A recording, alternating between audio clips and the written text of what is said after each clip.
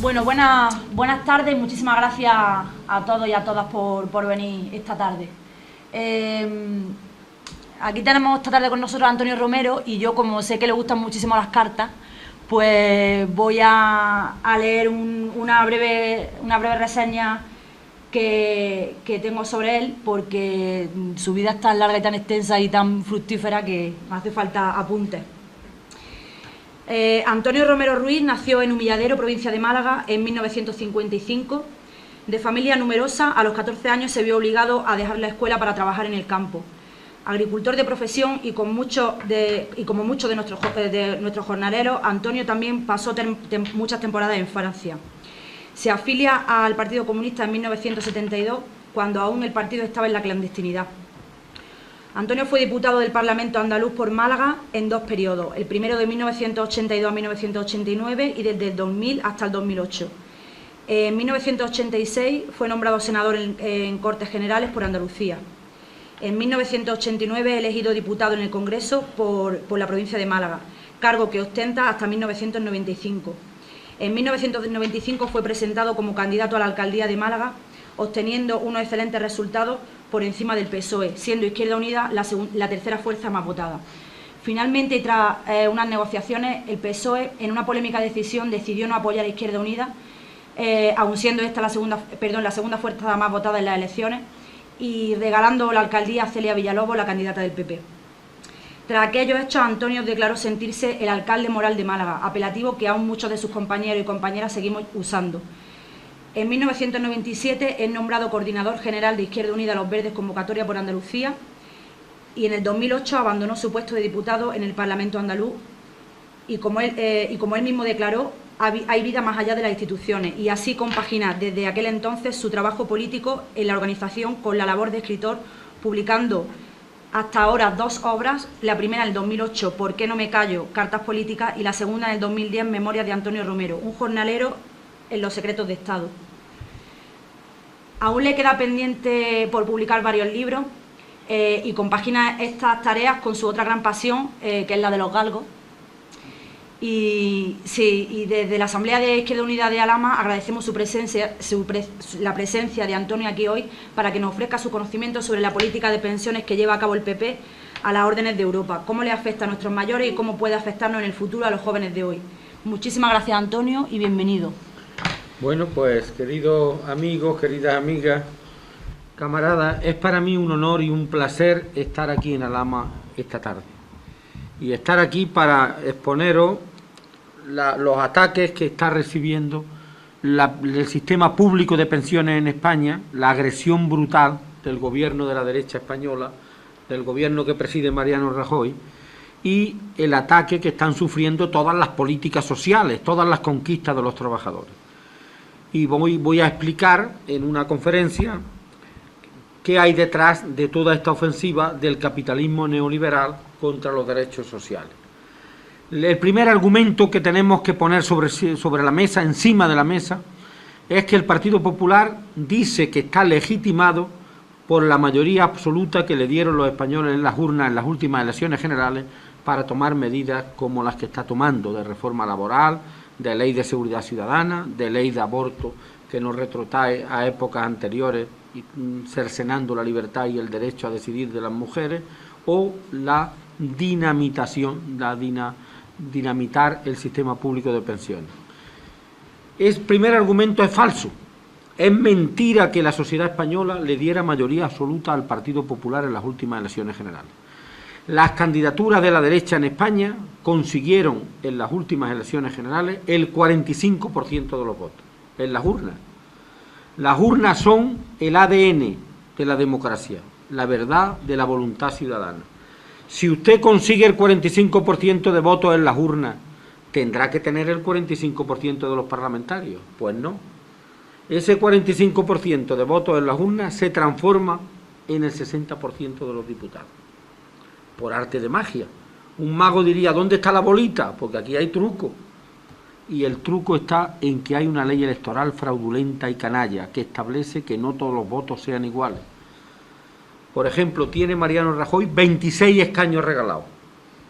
porque en España, en las circunscripciones que no tienes diputados, esos votos no van a un colegio nacional para repartir los diputados como en Alemania. En Alemania, medio parlamento se elige por distritos territoriales, por provincias, por departamentos, y la otra mitad del parlamento se elige por listas nacionales, acumulando todos los votos que sobran en los distritos para todos los partidos. En España no. En España se hizo una ley electoral.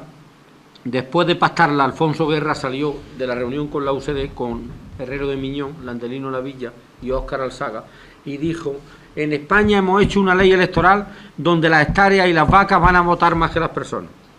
Y efectivamente yo salía elegido diputado por Málaga con 90.000 votos, y venía un diputado de Soria con 10.000. Porque se dan 2 diputados a cada provincia fijos, tengan la población que tengan. 2 diputados a Barcelona, 2 diputados a Madrid, 2 diputados a Sevilla, a Málaga, y 2 a Soria, 2 a Huelva, 2 a Segovia, provincias muy poco pobladas. De modo que hay una ley fraudulenta. Si en España, desde la transición, hubiese habido una ley electoral donde todos los votos hubiesen valido igual, no habría habido nunca mayoría absoluta, ni de Felipe González, ni de Aznar, ni de Zapatero, ni de Mariano Rajoy, de nadie. Y no hubiera estado España en manos del PNV y de Convergencia y Unión. El que hubiera decidido de verdad hubiese sido el Partido Comunista de España e Izquierda Unida.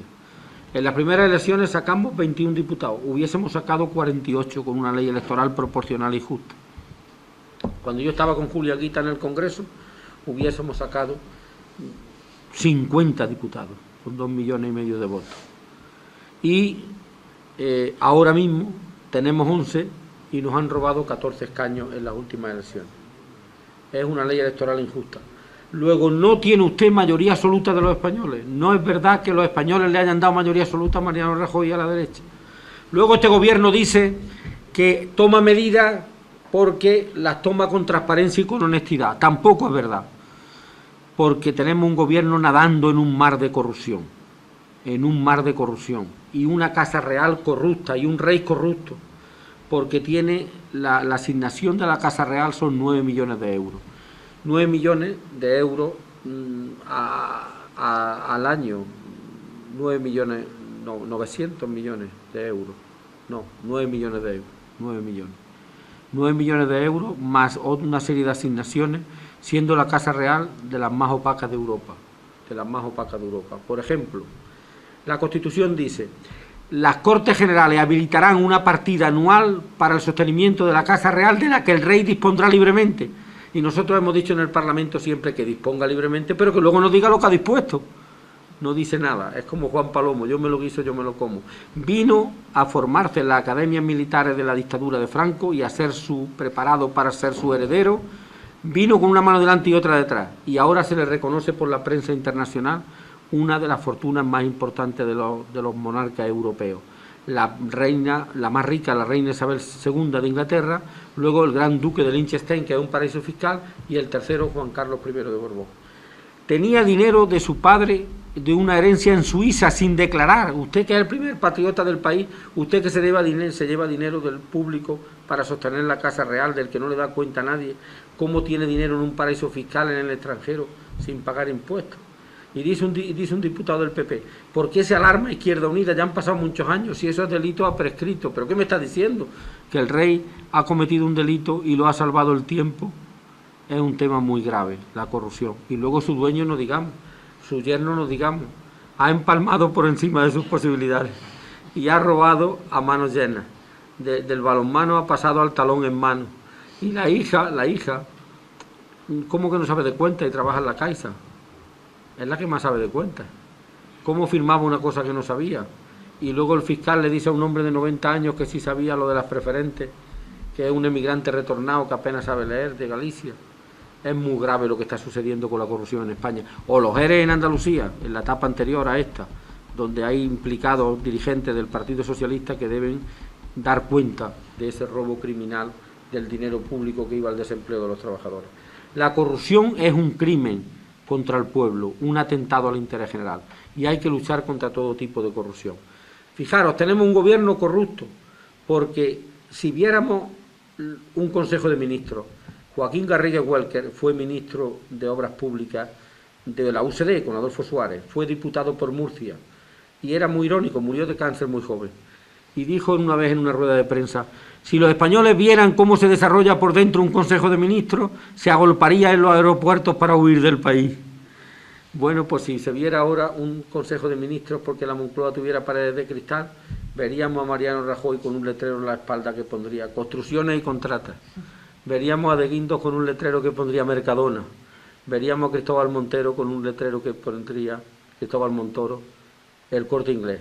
Porque todos estos grandes empresas multinacionales le han dado dinero, donaciones al PP, y Bárcenas le daba de sobresueldo a los dirigentes del PP y del gobierno, cuando está totalmente prohibido por la ley, porque la dedicación de ministro es exclusiva, solo debe cobrar un salario público el que paga manda y el pueblo lo pone algo en el gobierno, que es un alto honor para cualquier ciudadano de un país, y los presupuestos del Estado le asignan un sueldo. No puede tener un sobre con sobresueldo.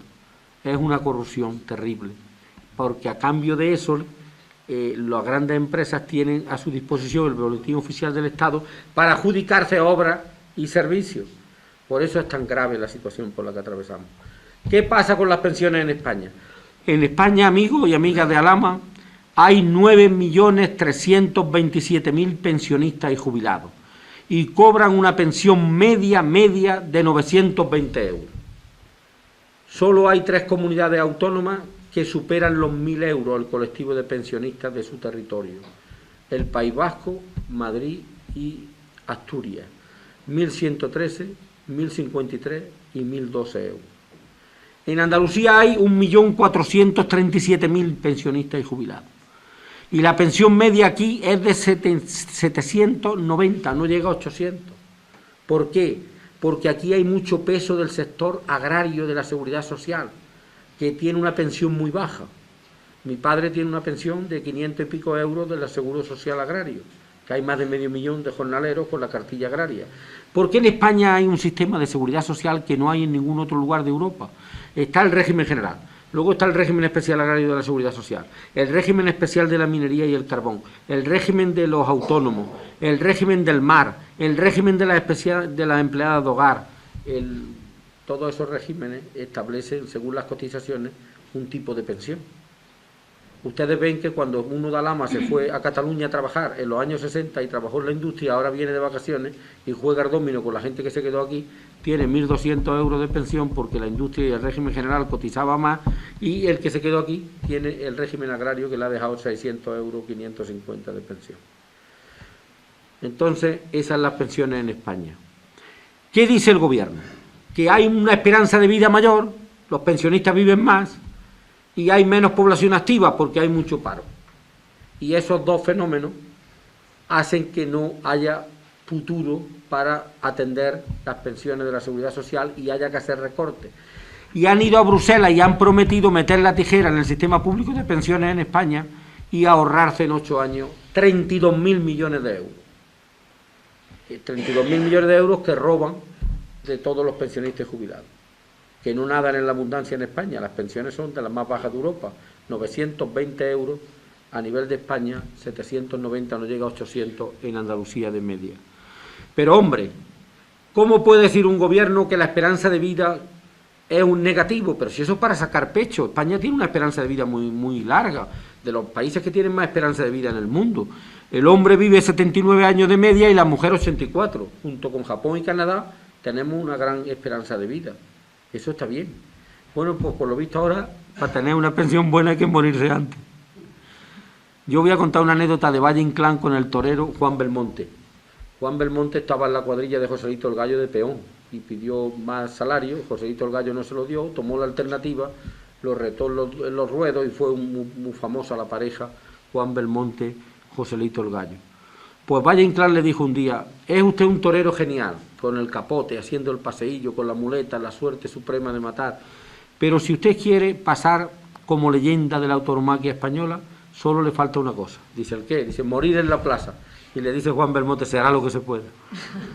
Pero mi suegro no quería ir a las excursiones de la seguridad social, porque decía que cuando un autobús rodaba por un terraplén lo echaban a cosas hechas para ahorrarte las pensiones. Y llevaba razón, viendo cómo se la gasta esta gente. Llevaba razón. porque es muy grave lo que estén planteando ahora, que es negativo la esperanza de vida. Eso es muy positivo. ¿Cómo va a ser negativo? Que hay menos población ocupada, tampoco ese es el problema.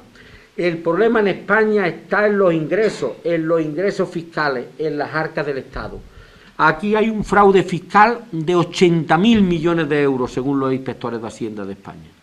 Y en el mundo hay 60 paraísos fiscales, 3,5 millones de sociedades tapaderas. Si no hubiera paraísos fiscales y esos dineros estuvieran aquí y tributaran Hacienda y pagaran sus impuestos a los grandes capitales, los gobiernos ingresarían cerca de 400.000 millones de euros y habría dinero para hacerle frente a la sanidad, a la enseñanza, a las pensiones. Si el gobierno paga al ejército, paga a la policía, ¿por qué no va a pagar las pensiones cuando haga falta? No coge dinero cuando hay una caja, un superávit de la Seguridad Social para comprar deuda pública. Por lo mismo, ¿dónde está escrito que no dé dinero? Dinero a la banca sí, para tapar los agujeros de los ladrones, de los especuladores, y dinero a los pensionistas no. Ponga usted dinero, luche contra el fraude fiscal. En Europa hay 14 paraísos fiscales. Gibraltar tiene 30.000 habitantes y 80.000 sociedades mercantiles registradas. Y Andorra otro paraíso fiscal. Y Liechtenstein y Luxemburgo y la isla de Nueva Jersey en el Canal de la Mancha. En Gibraltar llega a un banco en la calle principal y te dicen: usted es un empresario que gana mucho dinero y quiere depositarlo aquí para no pagar impuestos en su país, mesa 1. Usted es un narcotraficante que viene a blanquear el dinero de la droga, mesa 2. Usted es un deportista de élite que quiere fijar aquí su residencia, mesa 3. Usted es un político corrupto, mesa 4. En cada mesa hay un grupo de juristas que te cortan una sociedad a tu medida para protegerte tu capital. Pero ¿quién ha dicho un gobierno con vergüenza, un gobierno digno en España y en cualquier país?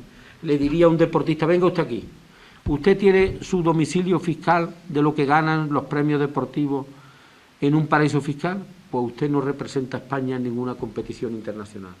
Porque ¿qué quiere? Que los que pagamos aquí impuestos le paguemos el hotel, el viaje y su estancia, y cuando usted gana un premio se lo lleva a los paraísos fiscales y no contribuye aquí. ¿Pero de qué estamos hablando?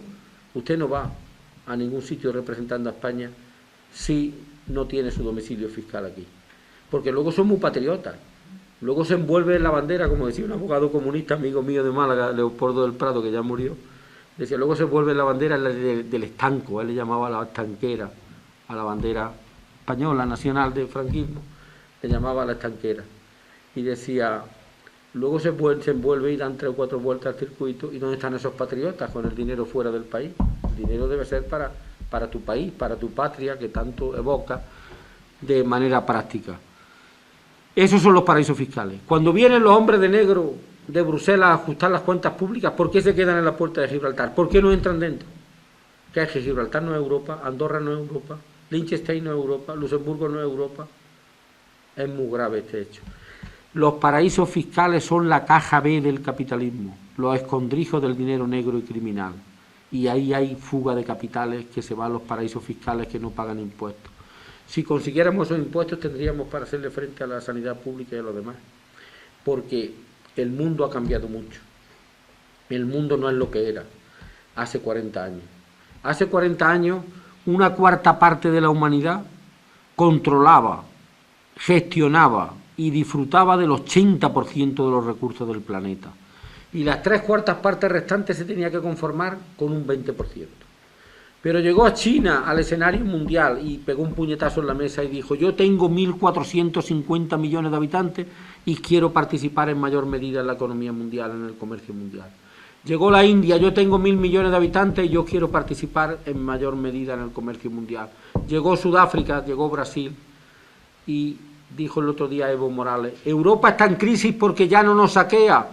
Y lleva razón, ya no se puede ir a robar, a traerse el gas, el petróleo, no lo dejan los argentinos, los gobiernos dignos de América Latina, no dejan ya de hacer eso.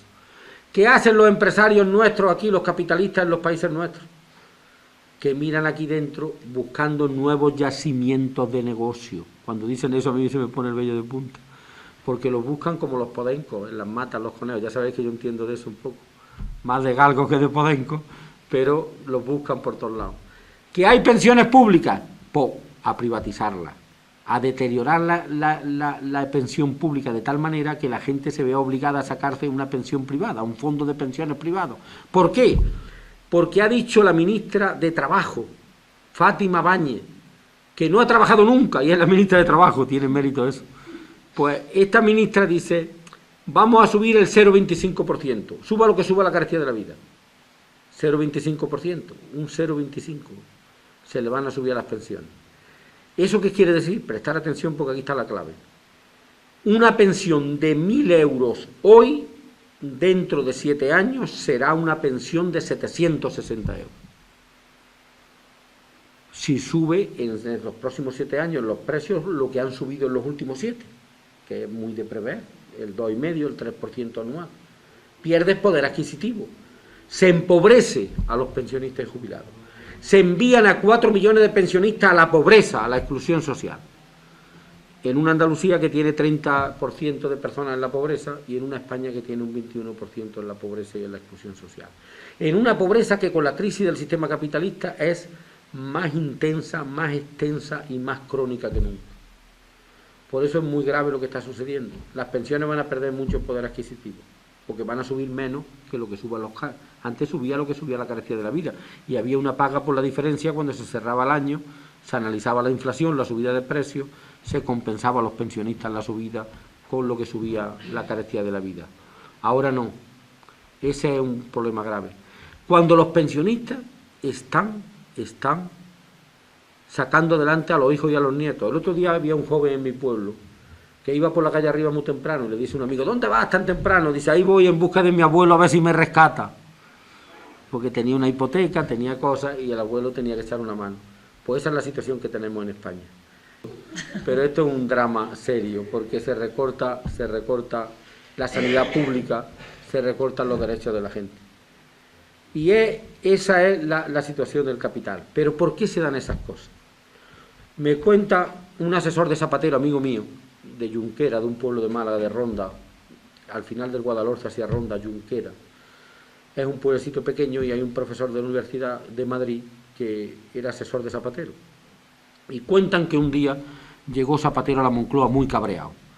Y dio un puñetazo en la mesa y dice, vengo muy cabreado, porque los bancos y las cajas de ahorros no le dan préstamos a la pequeña y mediana empresa y a los autónomos que están cerrando. El paro se está disparando en España, una cifra alarmante, tenemos que tomar medidas. Convoca a todos los asesores de la Moncloa a una reunión a las 10:30 en la sala de junta. Yo he estado mucho tiempo allí en las Cortes Generales, 13 años fui diputado y senador, y he comido allí en la Moncloa varias veces con los presidentes del gobierno. Y hay unos despachos alrededor del patio, y este secretario viene cabreado hoy, presidente, todo el mundo allí a las 10:30.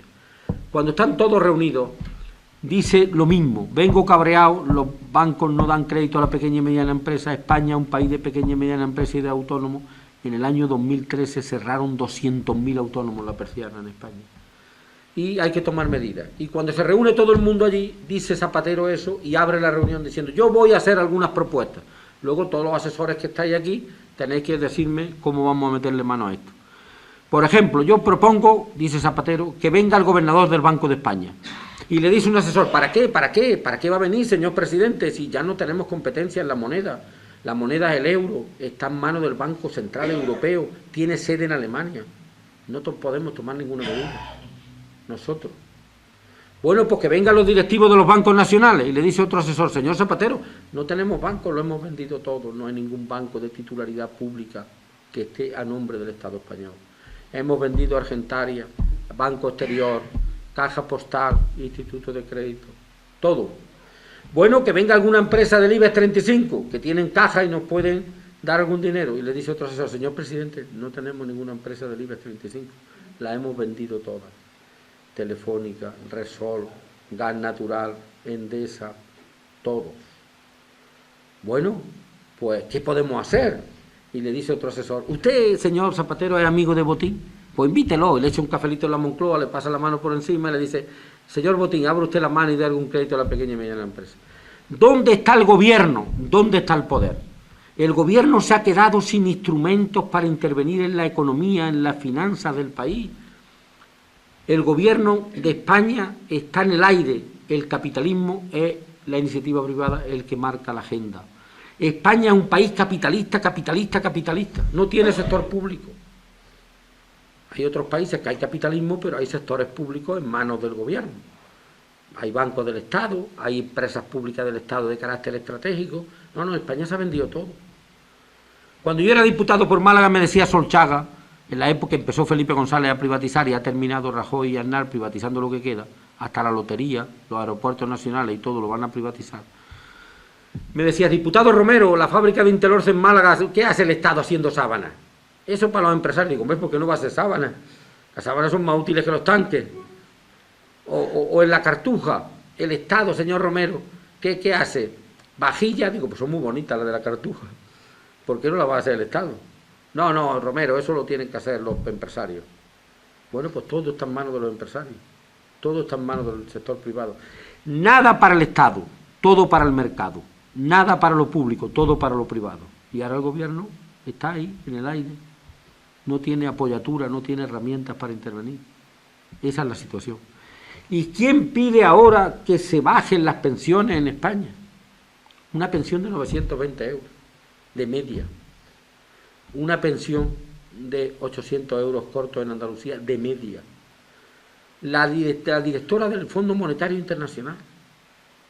La directora del Fondo Monetario Internacional. Esa señora que es un buitre, esa señora gana 355.000 euros al año libre de impuestos. ¿Cómo se puede, desde esa atalaya, pedir que se bajen las pensiones más, que se hagan más reformas laborales, que se quite derechos a los trabajadores? O que lo diga Durão Barroso, que gana 30.000 euros al mes como presidente de la Comisión de la Unión Europea. Con 14 pagas 470.000 euros al año. Ese que estaba pegándose codazo con Aznar, ves que se colocaba al lado de Bush en la foto de las Azores, en la guerra de Irak. O Felipe González y José María Aznar, que como expresidente del gobierno tienen una pensión vitalicia de 82.000 euros anuales. Un coche oficial, un conductor, 2 policías y un juego de prensa y de información reservada de la Moncloa periódicamente, como expresidente del gobierno. Y al mismo tiempo están en los consejos de administración de las grandes empresas. Felipe González en Gas Natural ganando 130.000 euros anuales y José María Aznar en Endesa ganando 200.000. Y ahora aquí en Alhama, un fontanero que esté jubilado está haciendo una chapuza en casa de un vecino y le dicen, y yo, que viene un inspector por la calle de abajo y se tira por lo alto del patio, el mono aleteando por un lado, él por otro a pique de partirse una pierna, para que no lo empuren, porque no es compatible ser pensionista y trabajar en un sitio. Y ellos sí lo son. Izquierda Unida ha propuesto en el Parlamento que cobren solo la pensión, que es muy alta, y que no estén en los consejos de administración cobrando otra y estando al servicio de las empresas privadas. De la subida de la luz, que tenemos la energía eléctrica más cara de Europa y el gobierno con menos luces. Que es muy grave lo que está pasando. Por eso es muy importante que tomemos medidas, que la ciudadanía se movilice. Porque aquí, ¿qué están presentando? Que la alternativa es el PSOE, la alternativa no es el PSOE. El bipartidismo que hay en España, apoyado en la ley electoral, con una monarquía corrupta y bipartidista, es un bipartidismo que ahora tiene los días contados. En las elecciones europeas, la gente le debe dar deben convertirla en una gran moción de censura contra Mariano Rajoy y su política. Deben darle una gran moción de censura al gobierno. En un pueblo de Sevilla que se llama Martín de la Jara, hay un amigo mío que le decía a uno del PSOE, eres más del PSOE que los fondos de las urnas, porque cuando los pensionistas votaban los primeros, los jóvenes iban a la discoteca el día anterior y se levantaban más tarde. Los pensionistas votaban mucho a Felipe González, porque creían que le garantizaba la pensión casi de su bolsillo. Pero ahora los pensionistas tienen todos más de 18 años, que por eso son pensionistas, y tienen todo derecho al voto, y pueden hacerle un plan de ajuste duro a este gobierno en las urnas el día de las elecciones europeas. Tan duro que sea equivalente al grado de sufrimiento de nuestro pueblo por sus planes de ajuste contra nosotros. Por eso es bueno que los pensionistas le lean la cartilla a Rajoy, a De Guindos y a esta gente votando. El otro día llamó un asesor de los sondeos a Felipe Alcaraz, a Sevilla, y le dijo, Felipe, la cosa está tan mala que puede ganar Izquierda Unida las elecciones europeas. Y dice Felipe, tan mala está. Y la verdad es que podemos darle un susto al bipartidismo en las próximas elecciones europeas. Porque Rubalcaba no es la alternativa. Cuando yo llegué a Madrid, estaba Rubalcaba allí. Llevo 15 años fuera del Parlamento y Rubalcaba sigue allí. Yo le dije el otro día a los periodistas, ¿por qué no le hacen ustedes una prueba del carbono 14 al escaño de Rubalcaba? Porque Marcelino Camacho me contaba que estuvo en China y le dijo a los chinos, le presentaron un sindicalista de 82 años y le dijeron, Marcelino, aquí una joven promesa del sindicalismo chino. Rubalcaba no es una joven promesa de la socialdemocracia española. Está implicado en toda la corrupción, los crímenes de Estado del GAL, todo eso. Él estaba ya en el gobierno, era el portavoz de Felipe González cuando yo estaba allí. Yo le puse comando Rubalcaba a un grupo de periodistas que iban por las redacciones diciendo es mentira lo que dice el diputado Romero de Izquierda Unida, y luego se demostraba que era verdad, la corrupción del director de la Guardia Civil, que era verdad todo eso, porque yo tenía muy buenos contactos con los servicios secretos que me informaban de todos los pasos que estaban dando, de robo, de los fondos reservados, de todos estos temas. Y España se deslizaba por un camino peligroso, la corrupción generalizada y el crimen de Estado, enterrando gente en Calviva, dándole un tiro en la nuca, sin garantía, sin juicio, sin transparencia, sin Estado de Derecho. Eso no me lo perdonó nunca Felipe González, por eso no fui alcalde de Málaga. Él dijo, Antonio Romero no recibe los votos de los concejales de Izquierda Unida, del PSOE. Cuando dimos el sorpaso en Málaga, los votos del PSOE, que eran 7, los nuestros, que eran 9, superaban a Celia Villalobos y yo podría haber sido el alcalde de mi ciudad, de Málaga. Pero no quiso Felipe González. Ahora yo, si la vida hubiese dado la vuelta y tuviese que empezar de nuevo, aunque me costara la alcaldía de Málaga, que es una espina clavada en mi corazón, yo hubiera hecho lo mismo. Yo no podía ser un diputado que se callara ante una información de una corrupción, de llevarse los fondos reservados para enriquecerse a París, a los paraísos fiscales, Roldán, y que se matara a jóvenes objetores de conciencia que no tenían nada que ver con ETA, con la guerra sucia del GAL, que fue el felipismo.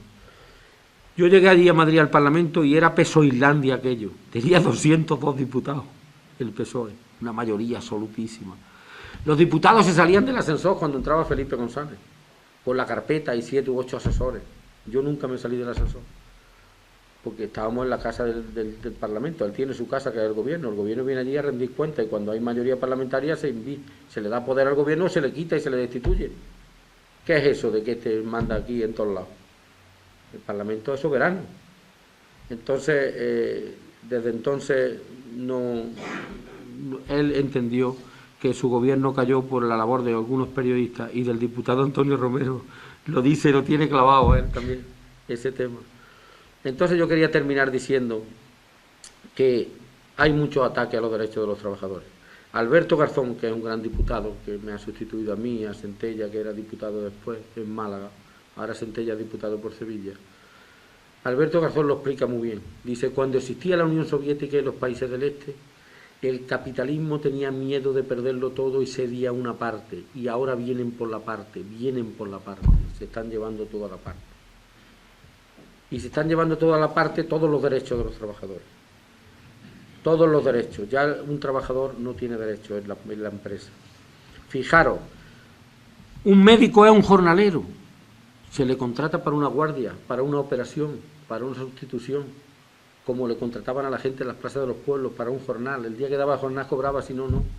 Una profesora de universidad es una jornalera. Aquí llaman a una mujer para dar un día en un cortijo, blanqueándolo, cogiendo aceituna, a esa profesora para dar un día que sustituya a una que está enferma en un instituto. No hay. Hay un programa de José Mota que se viste de arqueólogo buscando cosas antiguas y llega a una ruina y encuentra un papel y saca el papel y dice, hubo un tiempo que había contratos fijos de trabajo en España, pero ya no hay, todos los contratos son precarios. Todos los contratos son precarios. Yo quiero terminar diciendo que el PSOE no es la alternativa. Han modificado la Constitución, el artículo 135, para priorizar el pago de la deuda por encima de los gastos sociales. Eso es gravísimo. No lo han consultado ni en referéndum para la gente. No lo han consultado en referéndum. Una modificación tan importante. A Gary Lineker, que fue un gran jugador de fútbol, le preguntó un periodista: ¿cómo definiría usted el fútbol? Y dice: el fútbol es un deporte que juegan 11 contra 11 con un balón y siempre gana Alemania. Y en la economía también. ¿Y sabéis por qué? Porque aquí llegaron y dijeron: vacas, ¿para qué queréis vacas? En todos los pueblos había muchos vaqueros. Mi tío tenía vacas. Le dieron 2 o 3 millones y las quitó. Ahora sabéis que el 60% de la leche y de los productos lácteos que consumimos viene de Alemania y de Francia. Tenemos un problema con ese tema. Dijeron: ¿pero dónde vais con el algodón y con las telas? Cerrar Intelorce y Tasa y todo eso, que nosotros tenemos telares más baratos en el centro de Europa y tecnologías más avanzadas. Luego dijeron: los altos hornos, cerrarlos, de altos hornos de Sagunto y lo de Bilbao. Nosotros tenemos acero alemán más barato. Y al final nos dan dinero para que hagamos carreteras buenas, para que sus camiones lleguen al último lugar de nuestro país y nosotros seamos consumidores de sus productos industriales. No tenemos industria, tenemos un país de camareros y de albañiles. Y cuando hay una crisis de la construcción, pues ya viene la crisis general.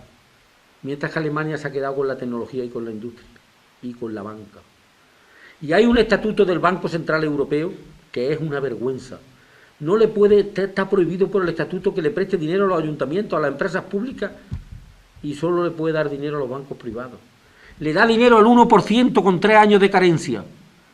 Y estos bancos privados lo cogen a ese precio tan bueno y se lo prestan a los ayuntamientos al 6% y al 7%. Los trileros de la calle Sierpe son hermanitas de la caridad al lado de estos ladrones.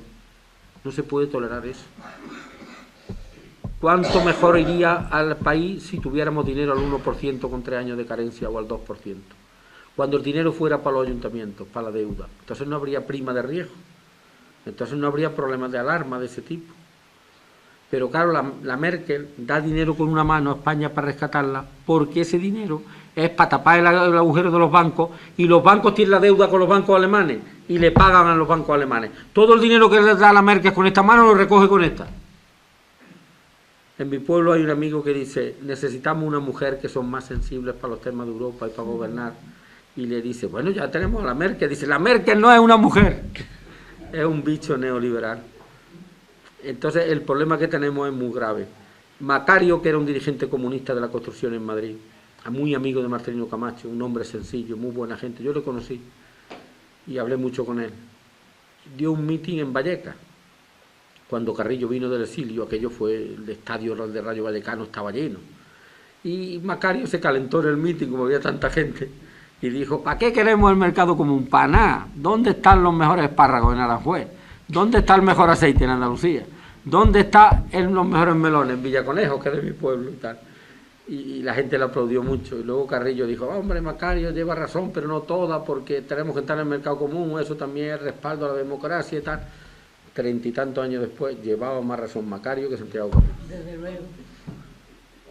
Porque hay una alternativa nuestra, que es la soberanía alimentaria. Prestar atención a este dato, porque esta es la salvación de España y de Andalucía, creemos nosotros. Cada año, por habitante, más pequeño o más de mayor edad, por habitante, se gasta en España 1.840 euros en alimentos y bebidas, cada año por habitante. Multiplicar eso por los 5.000 habitantes de Alhama y veréis el dineral que es. Si ese dinero, si consumimos el 50% de las papas que consumimos, compramos fuera, el 60% de la leche la compramos fuera. Málaga produce el 2% de las lentejas que consume, que es un estudio que ya se ha hecho. Si todo eso está así, ¿por qué no tenemos soberanía alimentaria? Y hablamos con los agricultores de la zona para que siembren las cosas que necesitamos sin necesidad de invertir fuera. Para que nuestro dinero no se vaya fuera, para que no nos descapitalicemos, para que se invierta aquí, para que se transforme aquí, para que tengamos industria de transformación de los productos agrarios. Esa es la soberanía alimentaria.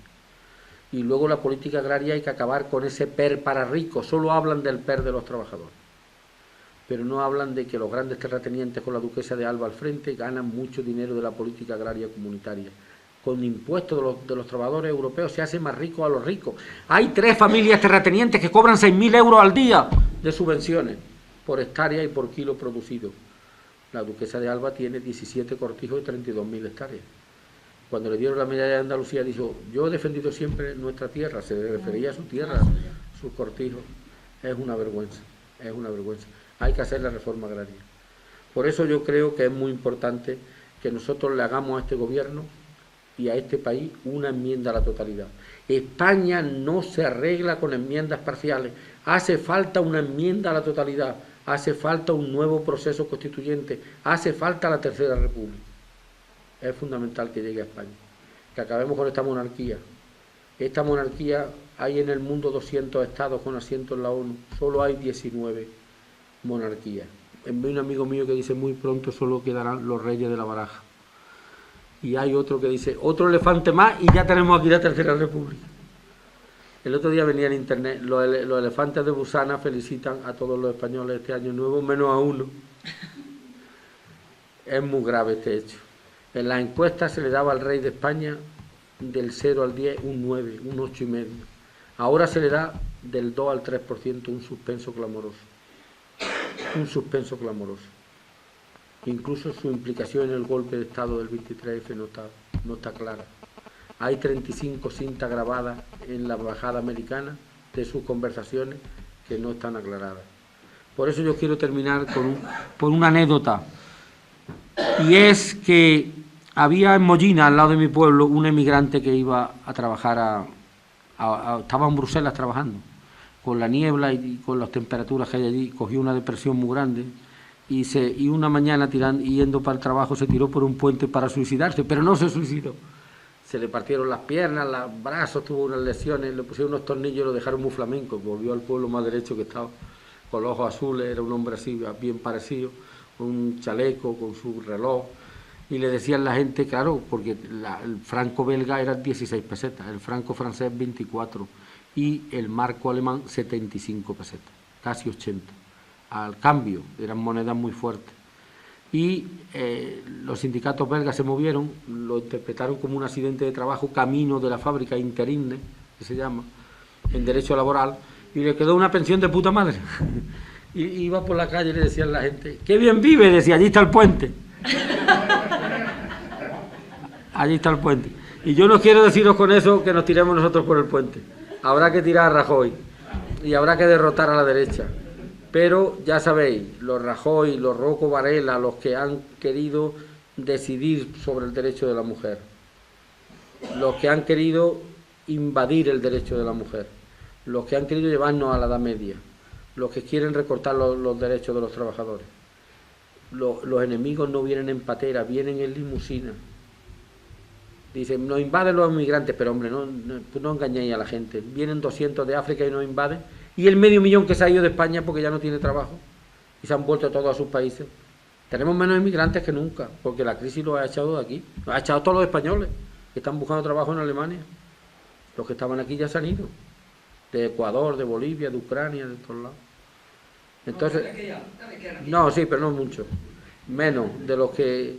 Y sobre todo, aquí tenemos que luchar para conseguir una sociedad distinta.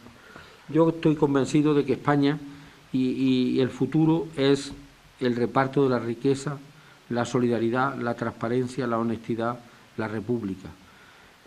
Antonio Machado dijo cuando llegó la Segunda República en el año 31 unas palabras bellísimas: cuando los chopos echan sus primeras hojas, cuando los almendros pierden sus últimas flores, de mano de la primavera, de forma perfecta, sin sangre, llegó la Segunda República Española. Y llegó sin sangre, sin ningún tiro. Fueron unas elecciones municipales, se proclamó la República y luego los generales traidores dieron un golpe de Estado contra una República de los sueños. Y todavía no quieren recuperar la memoria histórica, no quieren condenar al franquismo. Son los herederos del franquismo. Por eso la derecha tiene un correlato histórico, un discurso histórico que va desde Viriato a la Gospedal. Y nosotros tenemos que hacer el nuestro desde la izquierda, que va desde Espartaco a Mandela. Nosotros somos los republicanos, nosotros somos los comuneros, nosotros somos los de la Revolución de Asturias, nosotros somos los que lucharon contra la esclavitud, nosotros somos las generaciones de hombres y mujeres que lucharon por la libertad y porque la humanidad progresara en todos los países del mundo, los que pararon los pies al fascismo, a Hitler, los que derrotaron a Hitler. Eran españoles, muchos de ellos que lucharon aquí por la República y luego lucharon en Francia. Esto es muy importante que la gente lo sepa, porque esa es nuestra historia. Había un amigo mío que estaba en Barcelona y había una novela de esclavos en la tele y decía en los mítines: no votéis a los del PP porque los abuelos de esta gente fueron los que le cortaron el pie a Kunta Kinte. Pero habrá que explicar eso, habrá que decir lo que ha pasado. En fin, para mí ha sido un honor y un placer estar aquí con ustedes, de modo que reciban un abrazo de mi parte y decirles que ya vendré por aquí más veces cuando me llamen, porque ahora ya estoy escribiendo y dando conferencias, que es lo que estoy haciendo ahora. Incluso tengo más actos públicos que cuando era diputado. O sea que estoy haciendo más actividades que antes. Muchas gracias.